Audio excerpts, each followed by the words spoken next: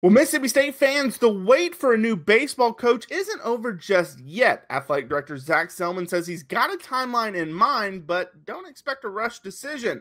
Here's what we know so far.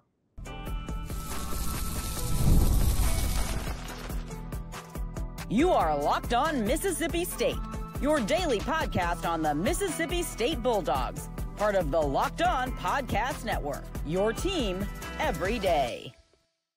Thanks for making Locked On Mississippi State your first listen every single day. Part of the Locked On Podcast Network, your team every day. This episode is brought to you by FanDuel. Right now, new customers can get $200 in bonus bets when your first $5 bet wins. Go to FanDuel.com.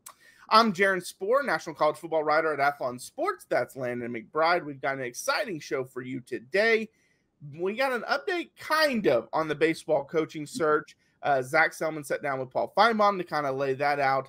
We also have the SEC meetings that are going on right now. SEC football schedule has been a big topic. Also, the transfer portal's been a big topic as well. We're kind of going to break down what's being discussed and kind of what we think should be the right move for both.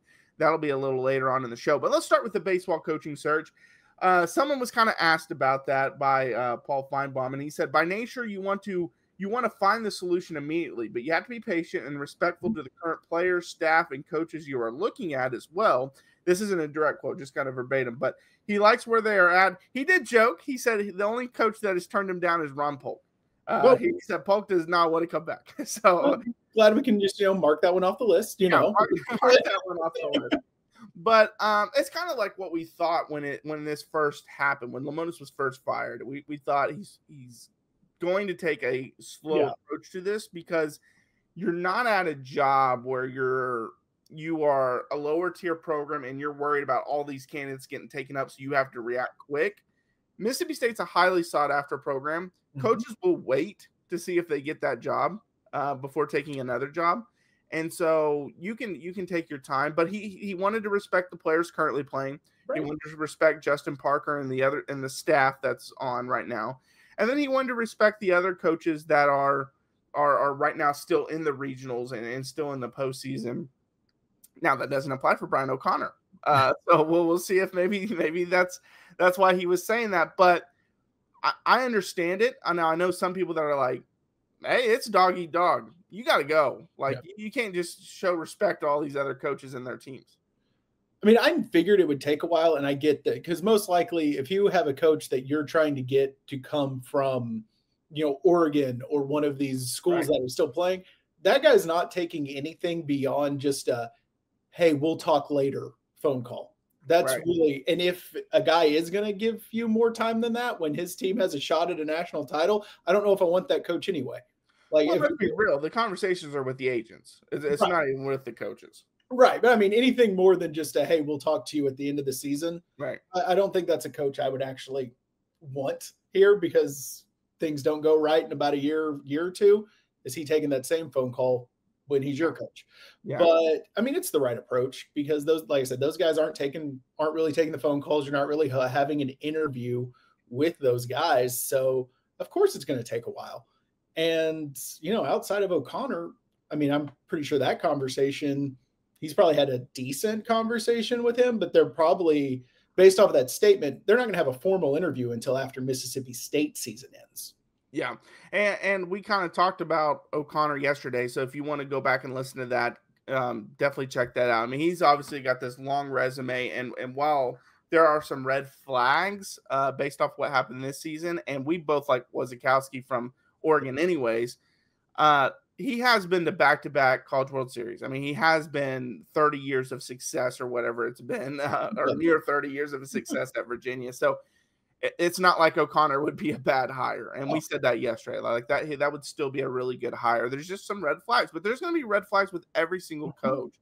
And I should kind of preface that you got to find out if it's a red flag because some of these might just be yellow flags. Like, hey, this could be an issue, but it's something we can overlook. Or is this a red flag where you can't overlook it? And is that a red flag coming from the university? Like, is it a red flag because of the situation they're in and not because of the coach? Yeah, and so we expected Selmon to take his time. And you as fans, you should want him to take his time. you don't want him to make a rush decision. And you know, the kind of names that I've heard are the ones that we've still heard from the beginning. Pete Nakos from On3 does a great job. He released an article, I believe it was on Wednesday, kind of updating the coaching search, and it's same old, same old. Brian O'Connor, Wozakowski, the guy from Kansas, I'm blanking on his name off the top of my head, but just the same guys. The only one that he mentioned that I didn't think of off the bat, I kind of hinted at it when the firing happened at first, hinted at maybe Selmon looks at his Oklahoma ties. And I thought Reggie Willits would have been a really good hire, but Skip Johnson, the head coach at Oklahoma, was listed as a possibility on Pete Nakos' deal, but is still, even in Nakos' article, talked about O'Connor being the front runner. And that's just like wherever we're looking, wherever you're reading, the tea leaves are telling you it's almost O'Connor's job, it feels like, if he wants it. It's almost too much O'Connor's job. Yeah.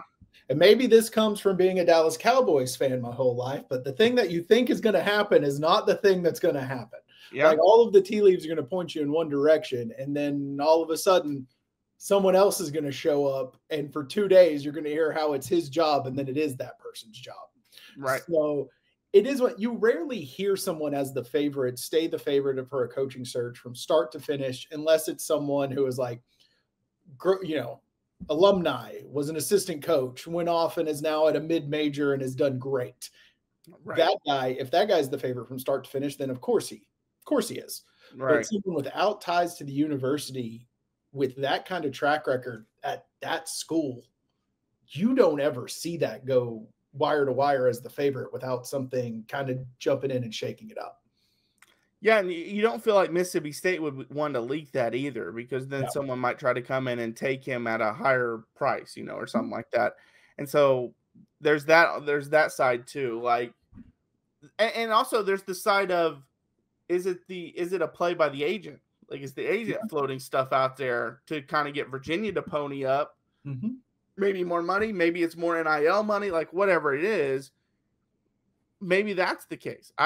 You know, there's so many things that go into these things that we just don't know on the outside.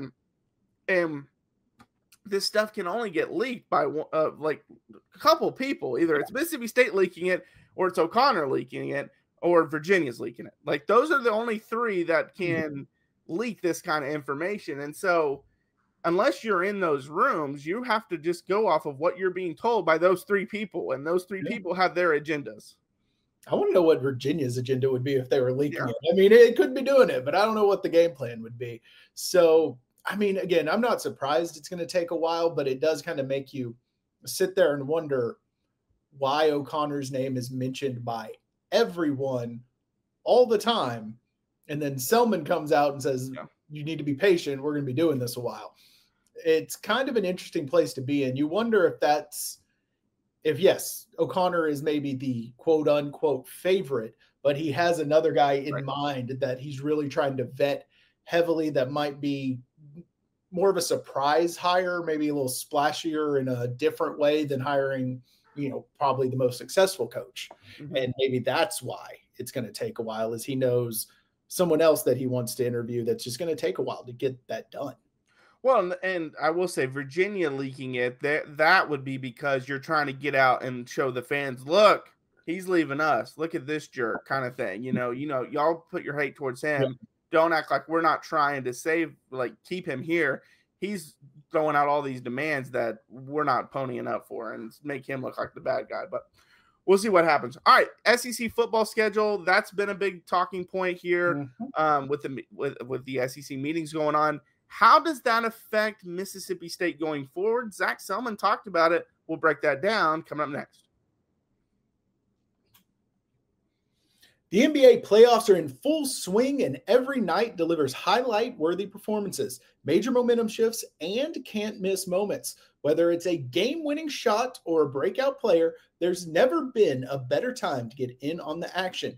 FanDuel makes it easy to stay in the game before tip-off and live with player props, performance trends, and same-game parlays.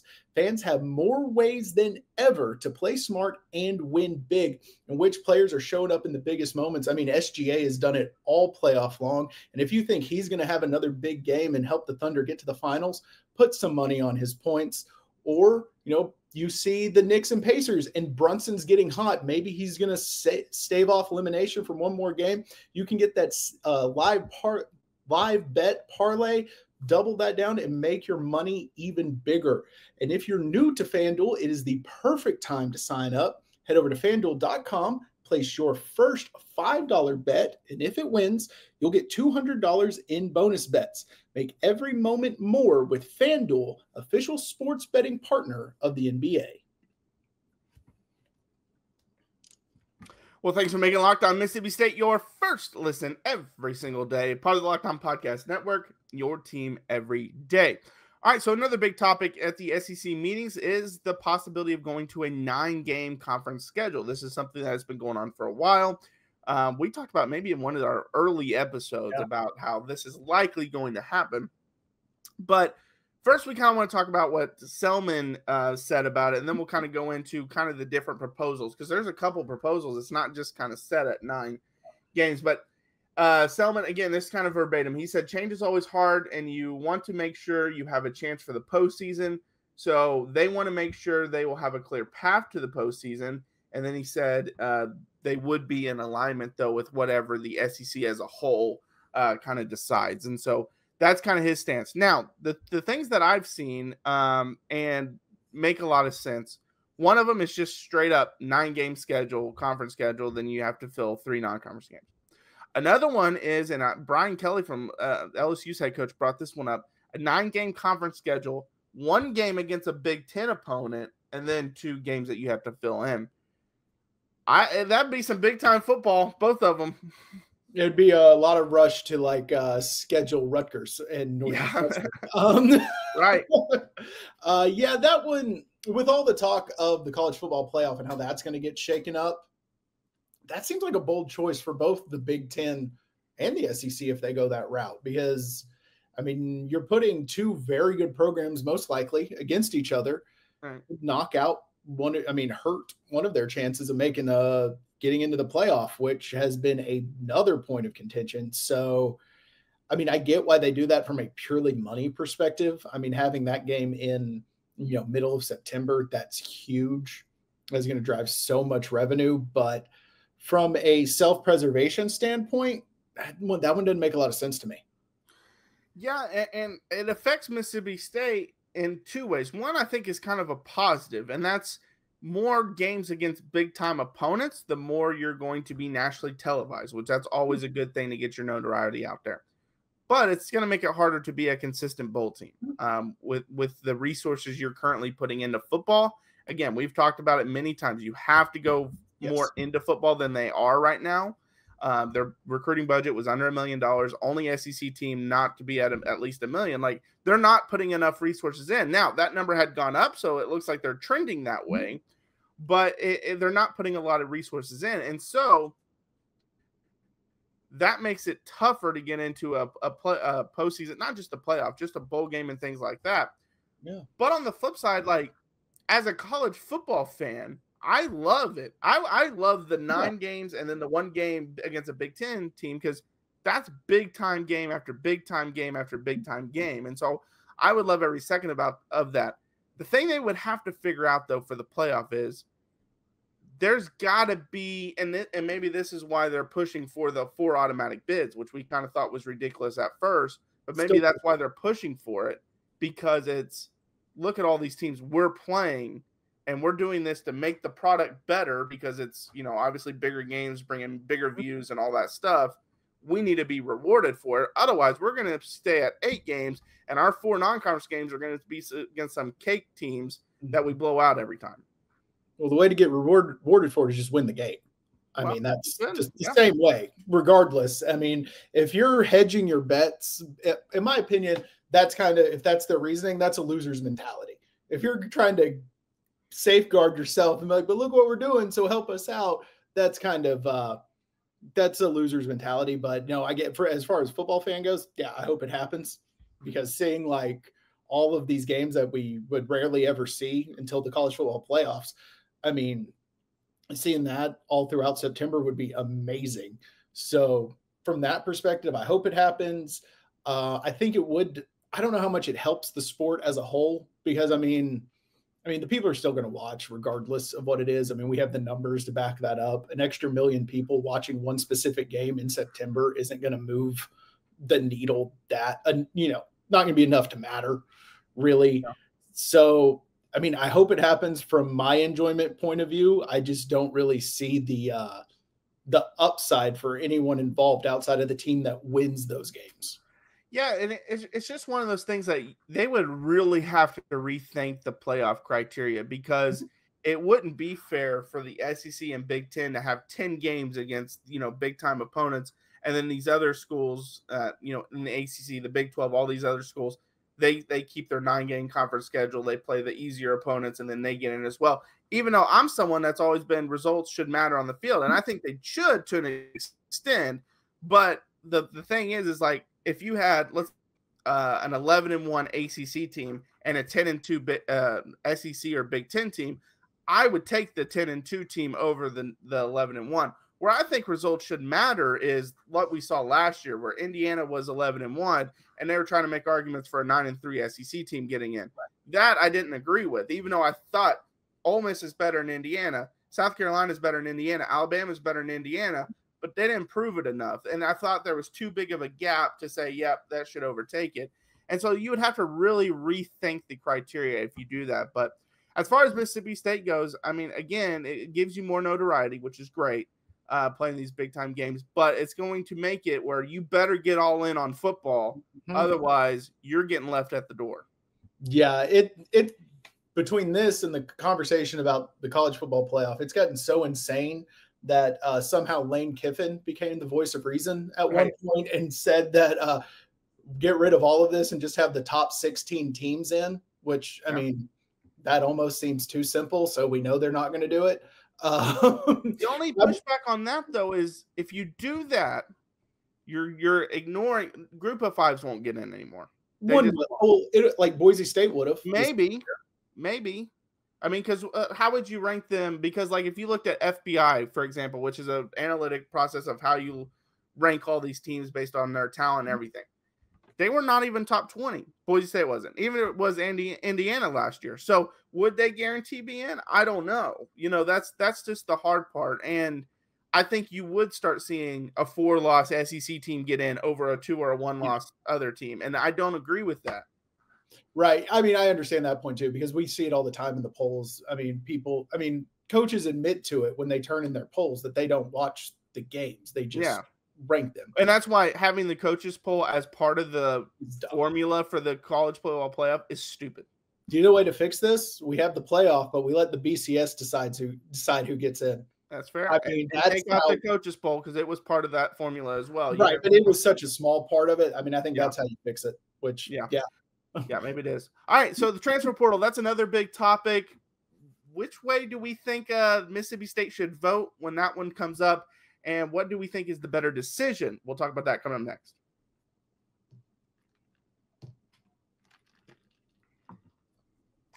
All right, well, thanks for making Locked On Mississippi State your first listen every single day, part of the Locked On Podcast Network, your team every day. All right, so the transfer portal, obviously, that is something that has always been a talking point really since it started, but it's become even more of one now. Kind of what's being discussed is, do we stick with the two different portals in terms of we have the right out of the offseason, the winter portal, and then we have the spring one? Or do we go to one portal, and when do we do that? What is kind of your thought process on that? I've always thought there should just be one portal. I think it should, and it, you have to change it now with the college football playoff. The time frame doesn't make sense anymore for the portal. So you would have to move it, and you just move it back to where it starts like the week of the national championship game. Maybe people can enter like the day before or something, to where, the whole it starts kind of situation. So those backups that are wanting to get out of one of the two teams in the national championship have a shot to get in there before rosters are full. You got to start it then, and then you just keep it open a little bit longer. Because normally it's about 4 or 5 weeks, really. The first one, and then the second one is maybe shorter than that. I can't remember. I think you just go one 6-week window that starts right around the national championship game to whatever 6 weeks from that point is. that's really the best part. That doesn't mean you can't transfer. I just think if you're going to transfer outside the window, the old transfer rules apply. I think they should have that kind of option. Like if you still want to transfer in spring, you can transfer in the spring, but the old rules apply. Yeah, I'm so torn on it because when I first saw this, I was like, yes, one portal, and it needs to go, do it in February, for example, right when the national championship ends, you do it in February. These guys can go wherever. But then I heard Kirby Smart talk about it, and he said he is in support of the one, but his issue is he still feels like it needs to be in January. And that's because that's when you have to enroll for the next semester. So a lot of these kids want to be on campus for that semester. Otherwise, if you don't go until February, you can't enroll that semester. So now you're not even starting until the summer. And so a lot of these guys want to be on campus in the winter because they want a better chance of making the roster and being a starter on the other team they're on. And that's a great point. And so that's where this whole time frame, there's a wrench in it because right now we're ending it. Like, what are we in, January 21st or something this year? I mean, it's ending so far down. Now, I think some schools started like January 25th, so you would have at least a couple days. But this is why maybe don't take 3 weeks off before you start the playoff like you had or you did, or 2 weeks or whatever it was. Maybe start that following week and get it underway. And I understand that there's finals and things like that, but to get your time frame done, that's what you're going to have to do if you want to keep the one. Now, one portal is the route. The two portals is stupid. I think that is so dumb. Yeah. And another option, maybe just move the start of the season up 2 weeks or something like that. And then you're you still get the exact same time frame. It just ends a little bit earlier. I mean, it has to go to one. The time frame, that's for people who make a whole lot more money than me to figure out. That know all of the intricacies of the paperwork and what you can fudge and how late you can show up and all of that kind of stuff. I mean, that's going to be different, a little bit different for every school. They're going to have slightly different, drop dead dates for all those different things. So they'll have to figure out what can work, but it has to go to that type of portal. And also if you do that portal, then, make it longer, put it a little bit later. That's going to negate some of this spring transfer portal stuff anyway, because some of these guys committed and then those other guys were like, well, I wasn't ready yet because I was still playing football. Right. And then they get in and then someone else wants to go. So if you make it just one long one, that's going to negate some of the jumping around anyway. Yeah. And I think we can all agree it's stupid how it is right now, because it is stupid that guys who just finished the regular season still have the playoffs, still have the bowl game, still whatever have to play, now have to make a decision on their future now, even though they're like, hey, we're still in the middle of the season. Like, I don't want to make this decision now. And you're teaching bad habits. You're teaching these guys that the regular season is the end of the season. They said like, we don't want the playoff because that will diminish bowl season. You're telling them the bowl game doesn't matter. Diminish that. You're doing that because of how you have the transfer portal. Because you said it where it ends right when the season ends, which is telling them these games later, they don't matter. All that mattered was what you played up to that point. You could enter the portal and still play in games, though. We've seen that. We've seen some do it. Most of the time, they don't. It's weird when it happens because you think the person's off the roster, and then all of a sudden they're like, "Oh." And the one thing, most of the time, it's not some starter either. It's like a depth piece, but in the playoff, you want that depth piece because you might lose someone or whatever it might be, whatever the case might be. So it's stupid that they have to make these decisions right off the bat. Season ended, regular season ended, the season hasn't ended. You still have a bowl game or whatever to play. And so they got to fix that part. But yeah, I mean, the best case is you figure out a way to do it at the end, and then you're solid at that point. You just let the playoff finish, or like you said, do it the week of the national championship.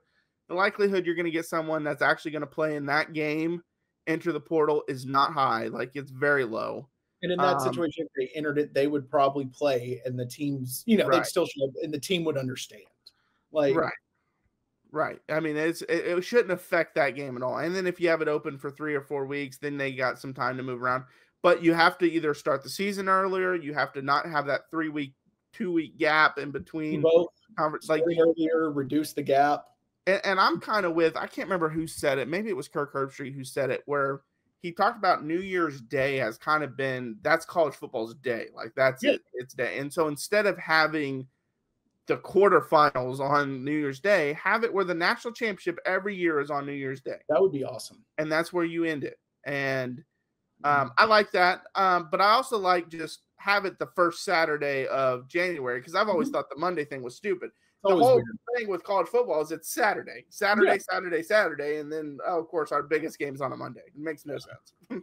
Yeah, and if you're going to that 16-game or 16-team playoff and it's going to end on New Year's Day, you're going to have to get on that Alaska high school football schedule, which starts mid-July. Yeah, you're going to have to get that cooking for sure. But, yeah, because especially with the 16-game schedule that they mentioned, the possible playoff, it's the 1 and 2 seed get double buys. It's not one play 16, and they get double buys, which I'm fine with because you have to reward the regular season somehow. But that makes it even longer now of a process. So we'll see what ends up happening. As for Mississippi State, I think that they'll just, and kind of like someone said on the last topic, they'll kind of just fall in line with whatever gets decided. And so we'll see what happens. But all right, well, thanks for making Locked On Mississippi State your first listen today. For your second listen, check out The Portal Show. Brian Smith has the latest rumors, portal entries, and signings. Be the most informed fan on the rapid changes to the college football landscape. Find The Portal on YouTube or wherever you listen to your podcast. I'm Jaron. Check out my work over in Athlon Sports. That's Landon. Follow us, Locked On Mississippi State. We're on YouTube, TikTok, Twitter, and Instagram. Check us out there. We post videos Monday through Friday on all those platforms. So check those out. And until next time, Hail State. Hail State.